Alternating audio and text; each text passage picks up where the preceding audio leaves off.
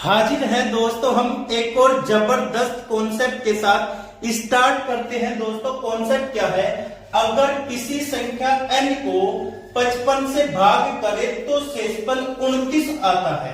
अगर उसी संख्या n को 11 से भाग करेंगे तो शेषफल क्या आएगा?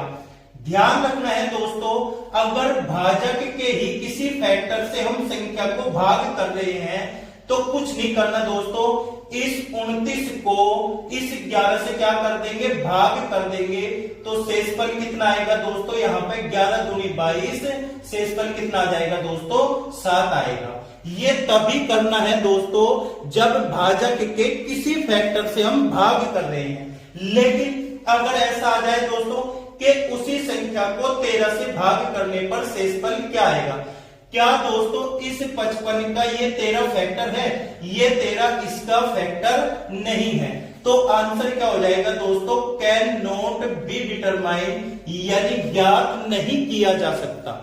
अब देखते हैं दोस्तों दूसरा कॉन्सेप्ट। क्या है दूसरा कॉन्सेप्ट दोस्तों? अगर किसी संख्या n को 21 से भाग कर दे तो शेषफल 17 आता है। अगर उसी संख्या n के डबल को 21 से भाग करे तो शेषफल क्या होगा? ध्यान रखना है दोस्तों, जो संख्या के साथ में होगा वही शेषफल के साथ में होगा, यानी जो क्रिया संख्या के साथ में होगी वही क्रिया हमें दोस्तों शेषफल के साथ में करनी है। अब यहाँ दोस्तों संख्या का क्या हुआ? डबल हुआ। अगर संख्या का दोस्तों डबल हुआ तो शेषफल का भी क्या कर देंगे दोस्तों? डबल कर देंगे। तो दोस्तों 17 का डबल कितना हो जाएगा? 34 हो जाएगा। अब इस 34 को दोस्तों 21 से भाग करेंगे तो शेषफल कितना आ जाएगा दोस्तों? 13 आ जाएगा। कितना आ जाएगा? 13 आ जाएगा। अब यहाँ पे क्या किया दोस्तों? संख्या का क्या कर दिया? वर्ग कर दिया। तो दोस्तों हम क्या करेंगे? शेषफल का वर्ग करेंगे। 17 का वर्ग कितना हो गया दोस्तों? 289। यानी दोस्तों जो क्रिया संख्या के साथ में हुई वही क्रिया शेषफल के साथ में होगी। तो 17 का वर्ग कितना हो गया दोस्तों? 289। इसे 21 से भाग करेंगे। जब दोस्तों 289 को 21 से भाग करेंगे तो शेषफल कितना आएगा दोस्तों? 16 आ जाएगा। कितना आ जाएगा? 16 आ जाएगा। ध्यान रखना है दोस्तों, जो क्रिया संख्या के साथ में होगी वही क्रिया शेषफल के साथ में करनी है। क्वेश्चन स्टार्ट करते हैं दोस्तों। पहला क्वेश्चन क्या है दोस्तों? जब किसी संख्या को 117 से विभाजित किया जाता है तो शेषफल 55 आता है। यदि उसी संख्या को 13 से भाग करे तो शेषफल क्या होगा? अगर किसी संख्या को दोस्तों 117 से भाग करे तो शेषफल कितना आ रहा है दोस्तों? शेषफल आ रहा है 55। अगर उसी संख्या को दोस्तों 13 से भाग करेंगे तो शेषफल क्या आएगा? दोस्तों कॉन्सेप्ट में हमने क्या सीखा था? हमें ये चेक करना है क्या 117 का एक फैक्टर 13 है? बिल्कुल, 117 का ये 13 फैक्टर है। अगर ये इसका फैक्टर है तो कुछ नहीं करना, इस शेषफल को इस 13 से क्या कर देना है? भाग कर देना है। जब 55 को 13 से भाग करेंगे, 13 चौक 52, कितने बच गए दोस्तों? 3। यानी जब उसी संख्या को दोस्तों 13 से भाग करेंगे तो शेषफल कितना आएगा दोस्तों? 3 आएगा। अब देखते हैं दोस्तों दूसरा क्वेश्चन। क्या है दूसरा क्वेश्चन दोस्तों? जब किसी संख्या को 85 से विभाजित किया जाता है तो शेषफल 37 आता है। अगर किसी संख्या को दोस्तों हम 85 से भाग करें तो शेषफल कितना आ रहा है दोस्तों? 37 आ रहा है। यदि उसी संख्या को 17 से भाग करें तो शेषफल क्या होगा? अगर उसी संख्या को दोस्तों 17 से भाग करें तो शेषफल क्या होगा? दोस्तों हमने क्या सीखा है कि हमें केवल ये चेक करना है कि क्या ये इस भाजक का एक फैक्टर है।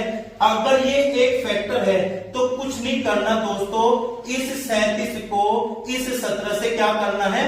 भाग करना है। दोस्तों 85 का ही एक फैक्टर 17 होता है। अगर फैक्टर है तो शेषफल को इस 17 से भाग कर देंगे। तो दोस्तों 37 को जब 17 से भाग करेंगे तो कितना आएगा? 17 दूनी 34, तो कितना शेषफल बचेगा दोस्तों?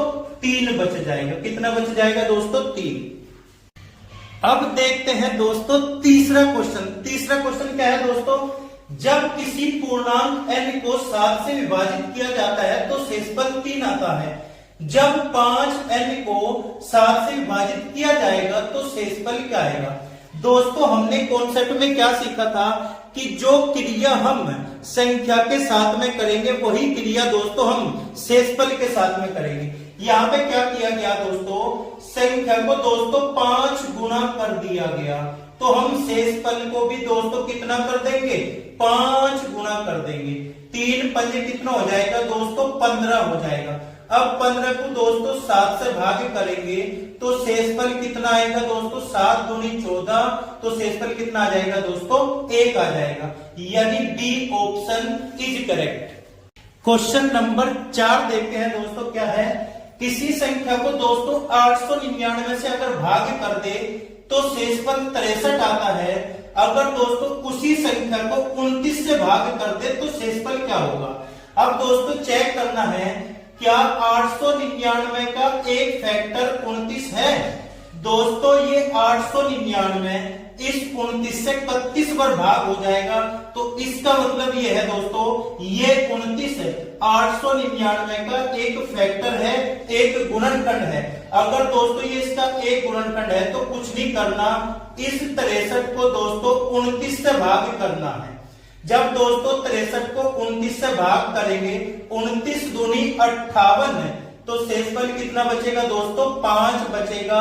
यानी दोस्तों डी ऑप्शन इज करेक्ट। अब देखते हैं दोस्तों क्वेश्चन नंबर 5 क्या है दोस्तों। क्वेश्चन नंबर 5, जब धनात्मक संख्या a, b और c को 13 से भाग दिया जाता है तो शेषफल क्रमशः 9, 7 और 10 आते हैं। जब a plus 2b plus 5c को 13 से विभाजित किया जाता है तो शेषफल क्या होगा। दोस्तों अगर a को 13 से भाग करेंगे तो 9 आएगा, b को 13 से भाग करेंगे तो शेषफल 7 आएगा, c को 13 से भाग करेंगे तो शेषफल 10 आएगा। अब हमें क्या करना है दोस्तों, a plus 2b plus 5c को 13 से भाग करना है और शेषफल कैलकुलेट करना है। दोस्तों कॉन्सेप्ट क्या सीखा था कि जो क्रिया संख्या के साथ में होगी वही क्रिया शेषफल के साथ में करनी है। अब दोस्तों पहली संख्या में कोई छेड़छाड़ नहीं है तो एज इट इज आ जाएगा, a का मान कितना हो जाएगा दोस्तों, 9 का। अब दूसरी संख्या में क्या करा दोस्तों, इसने डबल कर दिया, तो हम इस दूसरी संख्या के शेषफल को भी डबल कर देंगे, तो 7 दूनी कितना हो जाएगा दोस्तों, 14 हो जाएगा। अब तीसरी संख्या में क्या करा दोस्तों, इसने 5 गुना कर दिया, तो तीसरी संख्या के शेषफल को हम 5 गुना कर देंगे, यानी कितना आ जाएगा दोस्तों, 50 आ जाएगा। जब दोस्तों इसे हम जोड़ेंगे 50 और 14 64 और 9 कितने होंगे दोस्तों, 73 होंगे। अब 73 को दोस्तों 13 से भाग करेंगे, 13 पंजे कितने हो जाएंगे दोस्तों, 65। आगे कितना बचेगा दोस्तों, 8। यानी कितना शेषफल आएगा दोस्तों, 8 आएगा। D option is correct. दोस्तों अगर क्लास अच्छी लगी है तो लाइक कीजिए, शेयर कीजिए, चैनल को सब्सक्राइब कीजिए। मिलते हैं दोस्तों नेक्स्ट क्लास में।